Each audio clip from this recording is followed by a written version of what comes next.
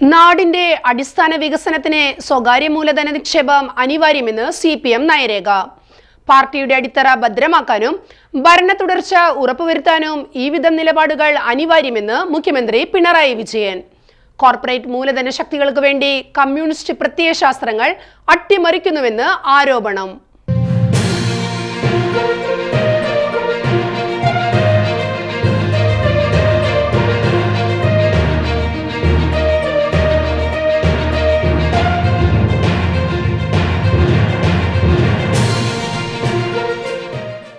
പാർട്ടിയുടെ അടിത്തറ അടിമുടി ശക്തമാക്കാനും ഭരണ തുടർച്ച ഉറപ്പുവരുത്താനും ലക്ഷ്യമിട്ട നവകേരള നയരേഖ ചർച്ചാ വിഷയമായി മാറുന്നു.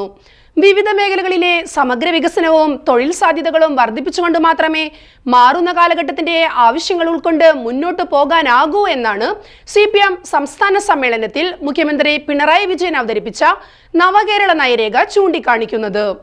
സംസ്ഥാനത്തിന്റെ വർദ്ധിച്ചു വരുന്ന ആവശ്യങ്ങൾക്ക് അനുസൃതമായി സ്വകാര്യ മൂലധനം നിബന്ധനകൾക്കനുസൃതമായി സ്വീകരിക്കാമെന്നാണ് നയരേഖയിലെ കാതലായ നിർദ്ദേശം. സ്വകാര്യ കോർപ്പറേറ്റുകളുടെ വളർച്ച ഉറപ്പുവരുത്തുന്ന വിധത്തിൽ കമ്മ്യൂണിസ്റ്റ് പ്രത്യയശാസ്ത്രത്തിൽ വെള്ളം ചേർക്കുകയാണ് സംസ്ഥാന സമ്മേളനത്തിൽ ചെയ്യുന്നതെന്ന വിധത്തിൽ ചർച്ചകളും ആരോപണങ്ങളുമാണ് ഇതിനോടകം ഉയർന്നിട്ടുള്ളത്.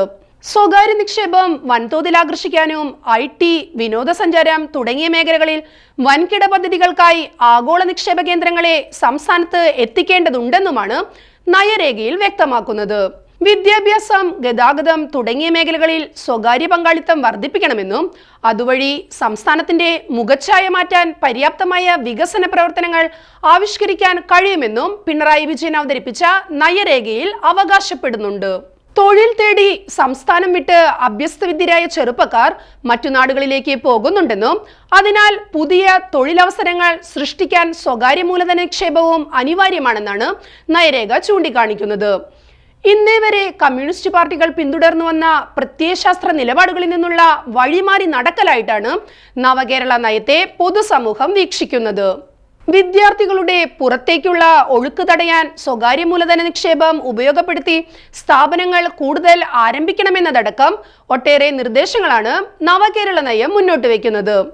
കാലാനുസൃത മാറ്റങ്ങൾ ഉറപ്പുവരുത്തി മുന്നോട്ടു പോയാൽ മാത്രമേ കക്ഷി രാഷ്ട്രീയത്തിന് അതീതമായ പിന്തുണ നേടാൻ കഴിയുകയുള്ളൂവെന്നും യുവതലമുറയുടെ പിൻബലം ഉറപ്പുവരുത്താൻ കഴിയുകയുള്ളൂ എന്ന വിലയിരുത്തലാണ് ഈ നിർദ്ദേശങ്ങൾക്ക് അടിസ്ഥാന കാരണം. ഈ വിധത്തിൽ നിലപാടുകളിൽ മാറ്റങ്ങൾ വരുത്തിക്കൊണ്ട് മാത്രമേ ഭരണ തുടർച്ച ഉറപ്പുവരുത്താൻ കഴിയുകയുള്ളൂ എന്ന വിലയിരുത്തലാണ് പുത്തൻ നയരേഖ അവതരണത്തിലൂടെ CPM നേതൃത്വം മുന്നോട്ട് വയ്ക്കുന്നത്. എന്നാൽ സ്വകാര്യ മൂലധനം ഉപയോഗപ്പെടുത്തുന്നത് സംബന്ധിച്ച് ഒട്ടേറെ തർക്കങ്ങൾ CPM നേതൃത്വത്തിൽ ഇപ്പോഴും നിലനിൽക്കുന്നുണ്ട്. വിദ്യാഭ്യാസമടക്കമുള്ള മേഖലകളിലെ സ്വകാര്യ പങ്കാളിത്തത്തിനെതിരെ ഒട്ടേറെ പ്രക്ഷോഭങ്ങൾ നടത്തിയ പാരമ്പര്യമുള്ള പ്രസ്ഥാനമാണ് CPM. സ്വാശ്രയ കോളേജുകൾക്കെതിരെ യുവജനങ്ങൾ നടത്തിയ ചെറുത്തുനിൽപ്പുകളും കൂത്തുപറമ്പിലെ വെടിവെപ്പുമൊന്നും രാഷ്ട്രീയ കേരളത്തിന് വിസ്മരിക്കാൻ കഴിയില്ലല്ലോ. UPA സർക്കാർ അധികാരത്തിലിരുന്ന സമയത്ത് പൊതുമേഖലയിൽ സ്വകാര്യ പങ്കാളിത്തം നൽകാനുള്ള നീക്കത്തെ അടിമുടി വിമർശിച്ച CPM ആണ് സ്വന്തം സർക്കാരിനെ തുടർഭരണം കിട്ടാനായി സ്വകാര്യ നിക്ഷേപം ആകാമെന്ന വിധത്തിൽ പുത്തൻ നയരേഖകൾക്ക് രൂപം നൽകിയിരിക്കുന്നത്. പ്രാവർത്തികമാക്കാൻ ഏറെ വിഷമതകളുള്ള പദ്ധതികൾ എന്ന നിലയിൽ UDF സർക്കാർ പാതി വഴിയിൽ ഉപേക്ഷിച്ച പല വികസന പ്രവർത്തനങ്ങളും ഏറ്റെടുത്ത് നടപ്പാക്കാൻ LDF സർക്കാരിന് കഴിഞ്ഞിട്ടുണ്ട്. ഭൂമി ഏറ്റെടുത്ത് നൽകി ദേശീയപാത വികസനം യാഥാർത്ഥ്യമാക്കിയതെല്ലാം അതിൽ ചില ഉദാഹരണങ്ങൾ മാത്രം. ഈ വിധത്തിൽ വെല്ലുവിളി ഉയർത്തുന്ന ഒട്ടേറെ പ്രവർത്തനങ്ങൾ ഏറ്റെടുക്കാൻ CPM കാണിക്കുന്നത് ധീരതയാർന്ന നിലപാടുകളാണെന്ന് കരുതുന്ന വലിയ വിഭാഗം നിഷ്പക്ഷമതികളും കേരളത്തിലുണ്ട്. ഉറച്ച ഇടതുവോട്ട് ബാങ്കുകൾക്കൊപ്പം ഇത്തരം വികസനവാദികളുടെ പിന്തുണ കൂടി ഉറപ്പുവരുത്തിയാൽ വീണ്ടും അധികാരത്തിൽ തുടരാമെന്നാണ് CPM കണക്കുകൂട്ടുന്നത്.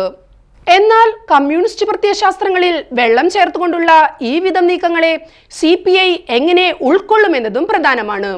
സ്വകാര്യ സർവകലാശാല ബില്ലിനോട് CPMനുള്ള സമീപനമല്ലല്ലോ CPIക്കുള്ളത്. എന്നാൽ CPM നിലപാടിനെ പരസ്യമായി ഖണ്ഡിക്കാനാകട്ടെ CPI നേതൃത്വത്തിന് കഴിയുകയുമില്ല. ഭരണ തുടർച്ച ഉറപ്പുവരുത്താനുള്ള നയങ്ങൾക്കൊപ്പം നിൽക്കണമെന്ന തീരുമാനം ഇടതുമുന്നണി നേതൃത്വം കൈക്കൊണ്ടാൽ അതനുസരിക്കുകയല്ലാതെ മറ്റൊന്നും ചെയ്യാൻ CPIക്ക് കഴിയുകയുമില്ല. ന്യൂനപക്ഷ മുസ്ലിം സംഘടനകളോട് കൈക്കൊള്ളേണ്ടുന്ന നയങ്ങളെക്കുറിച്ചും വിശദമായ ചർച്ചകൾ സംസ്ഥാന സമ്മേളനത്തിൽ ഉയരുമെന്നത് ഉറപ്പാണ്. SDPI, ജമായത്തെ ഇസ്ലാമി തുടങ്ങിയ സംഘടനകൾ UDFുമായി അടുക്കാനുള്ള സാഹചര്യവും ക്രൈസ്തവ മേഖലയിൽ നിന്നടക്കം BJPക്ക് സ്വീകാര്യതയേറുന്നതും ഈ സമ്മേളനത്തിൽ ചൂടേറിയ ചർച്ചകൾക്ക് വഴിയൊരുക്കും. മുസ്ലിം ലീഗുമായുള്ള നിലപാടുകൾ വീണ്ടും പരിശോധിക്കണമെന്ന വിധത്തിലുള്ള ചർച്ചകൾ വേണമെന്ന നിർദ്ദേശവും പ്രതിനിധികൾ മുന്നോട്ട് വെച്ചിട്ടുണ്ട്. വലിയ വിഭാഗം ലീഗ് നേതാക്കൾക്ക് LDFുമായി സഹകരിക്കാൻ താല്പര്യമുണ്ടെന്നും അത് സംബന്ധിച്ച ഗൗരവ ചർച്ചകൾ ഉണ്ടാകണമെന്നും റിപ്പോർട്ടിൽ ചൂണ്ടിക്കാണിച്ചിട്ടുണ്ട്. ഈ വിധത്തിൽ സംസ്ഥാന രാഷ്ട്രീയത്തിന്റെ ഗതിവിഗതികളെ നിർണ്ണയിക്കുന്ന വിധത്തിൽ ഒട്ടനവധി നയരൂപീകരണങ്ങൾക്ക് കൂടിയാണ് CPM സംസ്ഥാന സമ്മേളനം വേദിയാകുന്നത്.